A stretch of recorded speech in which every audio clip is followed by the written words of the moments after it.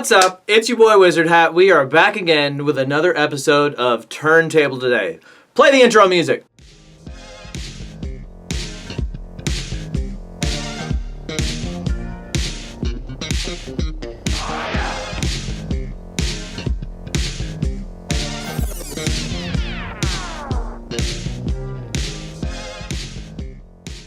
I'm so excited to share this piece with you today. Thus far on Turntable Today, all of the pieces that we have reviewed have been like wax, like records. I don't have a huge collection of that stuff. I still have a bunch more pieces that I need to make videos about and review and talk about with you guys. But I wanted to expand into other physical formats because, you know, being a collector, I have a lot of other physical format music that isn't records. Such as our piece today, which I'm so stoked to bring to you guys because it's nuts. It's so crazy. None other than the legendary guitarist, virtuoso musician, Steve Vai. Look at the fucking artwork on this. Look at this. It looks like a Magic the Gathering card or like a Salvador Dali painting. The entire disc jewel case is just completely covered. The disc itself has sort of a cool it's almost like paint, warped paint texture. Very cool. It's a 13-track album and it goes places, guys. So just to step back a little bit from this piece in general and talk about Steve Vai. So I had been reading about Steve Vai for years in like Guitar World magazine. Mostly in Guitar World magazine is like where the sort of ethos of this dude was built for me originally, because there wasn't a lot of places that out in the wild where I feel like I had heard his music. Until I realized that Steve Vai is the fucking shred extraordinaire that did the guitar lines on the Halo 2 soundtrack? Like the that's like, I got goosebumps just talking about it. Like, I spent hours of my youth geeking out on Halo 2, Halo 3, just the Halo franchise in general. I didn't realize that I knew of Steve Vai before I sat down with this, and after sort of digging around and doing some reading, apparently, so when David Lee Roth left the original lineup for Van Halen and started his sort of solo band, I read on Wikipedia that Steve Vai was the guitarist for David Lee Roth's act. I didn't know that. But it's so cool to me to sit down with this album called The Ultra Zone. That just sounds... it just oozes mystique. The artwork, the name of the album, The Ultra Zone, this is probably one of the coolest pieces in my collection thus far, just because it's so standout. So to sort of reel it back in, I didn't realize I knew Steve Vai before I sat down with this album. Being a Guitar World reader and sort of like a guitarist for years and like connecting with other people over that, like, you know, I've heard that he has that whole guitar solo in the Crossroads movie. It's got fucking Ralph Macchio, wasn't he like the Karate Kid or whatever? Anyway, this album is so sick. It's so... I was expecting it to just be like a bunch of guitar wank, like, you know, like fucking shred guitar music, and I was so wrong. He was also wrong, making him and everyone else on Earth look like a bitch again. This music, like the album musically, it has like world music vibes, and there's parts on it where it has like Egyptian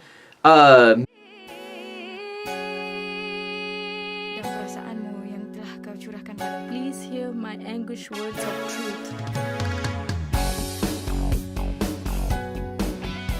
So going through the track list, the Ultra Zone, track 2, it sounds like fucking like Sonic the Hedgehog, Final Fantasy VII battle music. It's like shreddy and like the energy, you know what I mean? That's like really high energy. Like, it just makes me want to go out and skateboard and like rollerblade and do BMX shit. Really musically diverse. I was expecting it to just be a bunch of like high energy like shred tunes, and was pleasantly surprised by like it has like one of the tracks on it, it's called Voodoo Acid. It's like track number 6. It has like, you know, a singer over it, and it's kind of like some spoken word parts, but it's like he's narrating an acid trip, literally. Like, it's like telling a story, and it has little passages where it has like weird chipmunk voices, and it's crazy. It's so cool. The artwork itself, like I said, it's like something straight. It's like, look like a Planeswalker card, is what somebody said on the Discord when I posted it, when I found this originally. What an insane find. I think I got this at like Game Exchange, maybe. We have a bunch of cool local shops, like vintage stock. I also love to go to like Goodwill and, you know, scope the CDs there, because you never know what you're going to find because it's all donated, you know. But this is probably one of my favorite finds so far, just because it's so weird and at home in my collection, because I pride myself on collecting stuff that's, you know, kind of off the beaten path. The vintage and thrift aspect of it is really cool to me, because it's like, how else, like, what other happenstance, like, how did this end up here in front of me today? You know what I mean? Like, that's a really cool part of collecting for me. But yeah, it has like Afrobeat world sounds with like, you know, parts with like, I don't even know how to describe it, man, because I'm like, it's too cool for me. It's too cool for me. It is outclassing me. The vibe of the album is like a dude who's traveled and been everywhere and seen everything, and is kind of like trying to, you know, package it all up and put a little bow on it. Fond memory of Frank Zappa, my mentor, inspiration, and the greatest composer who ever graced God's beautiful blue earth. See, that's cool, man. That's really like, this album and the music encompassed in it, like, you can feel the worldly and like traveled and educated sort of spirit of this dude, and I feel like that's kind of like me, you know, glazing this guy a little bit.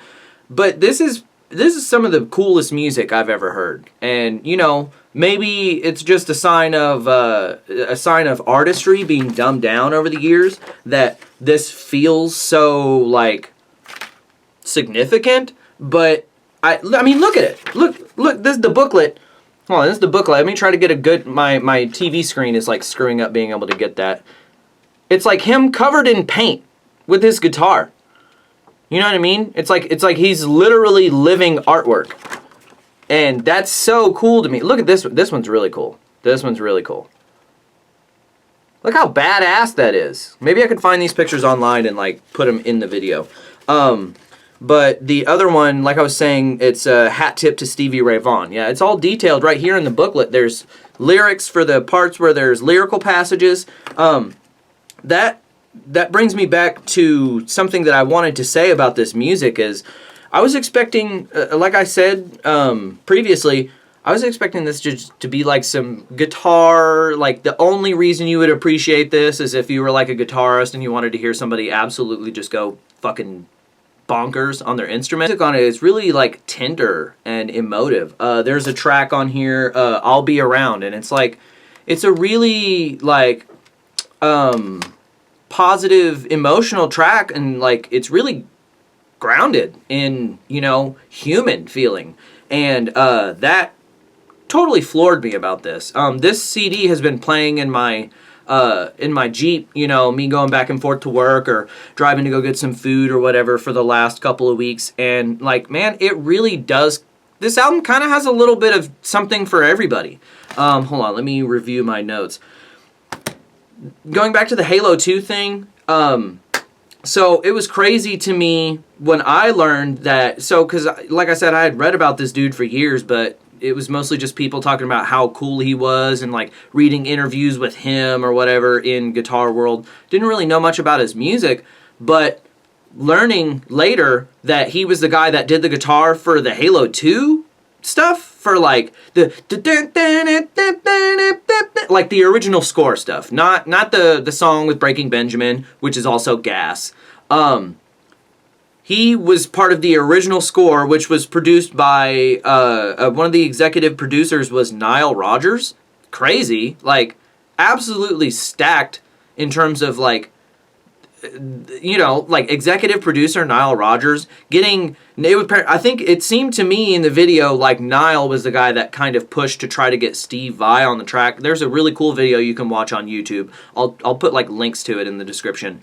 That shit needs uploaded in 1080p, bro. Like I was watching it and literally so they bring him in and they let him listen to some of the original score, you know, and he just kind of does a little warm-up stuff, and he's just like, yeah, let me, you know, give me a couple of passages through it. I'll see, you know, we'll see what's up, and after we go through, you know, you guys can figure out what you like, and we can, you know, do some more. Well, his first fucking take through, his first 2 takes through recording guitar over this score for the Halo music, he literally one takes the thing that is on the final song. What the fuck, man? Like,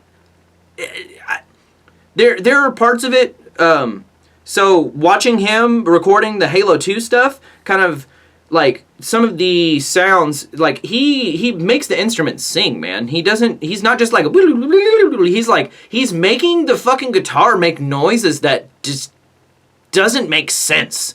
And, like, I, as a guitarist for, like, 15 years, I'm like, oh, he's like fucking, you know... Because I've seen video, I love watching people play the guitar and I love music for the sake of music. So if you're good at guitar, I love to watch you play. So I've seen all kinds of bands, and I love watching videos online of like Guthrie Govan and, you know, all of these big shredders and stuff like that are just like breaking ground on the instrument in terms of technique and stuff like that. I love to watch shit like that. Some of the songs on this album, he has a command of the instrument that is beyond just being a guitar player. At this point, the guitar is a vessel. Like, you know what I mean? This is some of the most insane. It's like jazz fusion in some places. It's like fucking like, and it's like, it's like, dude, there are pockets on this album where he's doing stuff on the guitar over the music that I'm like, dude is clearly in a league of his own. Like I couldn't even understand. I don't even know as a guitarist how I would approach some of this music to put guitar on it, but he makes it happen. He makes it work, and it's fucking, like I said, this album is like, it's sitting right here on my desk. It's too cool for me. It's literally, let me stand next to your fire, Mr. Steve Vai. This is, I feel like I have stumbled across like a legendary object. I don't know how many of these were made. The album was released in September, hold on, what? Steve Vai Ultra Zone release. September 7th, 1999. It is currently September 6th at 2 p.m. That's awesome. Again, can't say enough cool things about this. If you're into like interesting music, you know, if you're trying to expand your palette, check out something that's a little different, little out of what you would normally, you know, listen to. I wouldn't say that this music is out there by any means. Some of these songs on here would be at home on any like easy listening radio station like Rush or something like that. Absolutely at home. But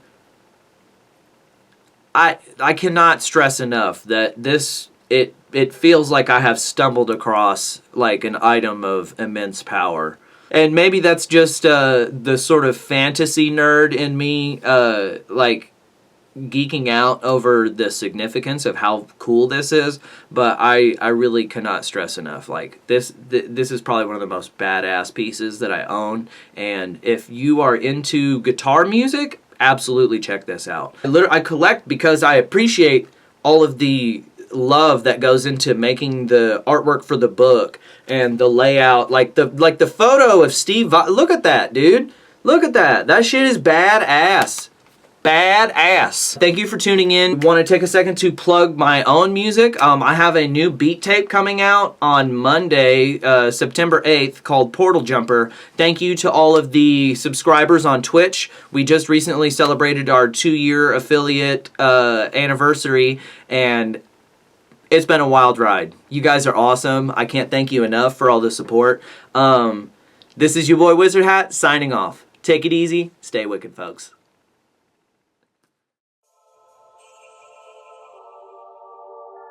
Hey, Wizard Hat, let's change their mind.